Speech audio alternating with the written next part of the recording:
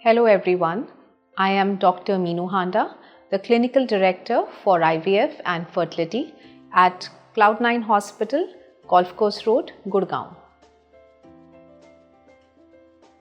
Today we will discuss about what is IUI, step by step. So IUI is one of the simplest technique that is available for all the couples who are facing difficulty to get pregnant. Now IUI stands for Intrauterine Insemination. Intrauterine means inside the uterus and insemination means putting the sperms inside. One of the very common reasons why we do IUI in our clinical day-to-day practice is when we see the semen parameters of the husband are little borderline, where there is a problem with the motility, which we called as asthenozoospermia. Now very important is for an IUI to be successful, there are two things which is very important. Number one is, as I just told you, that the sperm factor should be just borderline, where there is a little problem with the motility. But if there are low sperm count, very low sperm count as defined by the WHO guideline, then IUI will not be very successful in such couples. The second very important parameter is looking at the fallopian tubes of the women. So one of the fallopian tube has to be open and functioning for an IUI to be successful for the couple. Now let's take your IUI step by step. The very first step for an IUI is to track the egg growth of the women. So we call the wife on day 2, and from day 2 to day 10 or 12, we will track the ovulation or the egg growth by using simple ultrasounds, which are called as the follicular scans. Many times we would also give simple medications for ovulation induction to the women.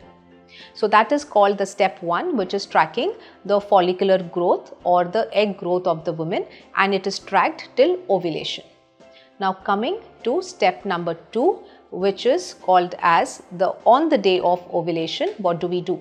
So on the day of the ovulation, the husband's semen parameters are checked, and then the semen which is there, it is processed in the IVF lab, and the most highly concentrated and the motile sperms are then taken and processed in the lab and inseminated in the wife's uterus. Step number 3, it is called as the main IUI procedure. Many patients are very scared about this procedure. So let me first break the first myth that this is absolutely painless.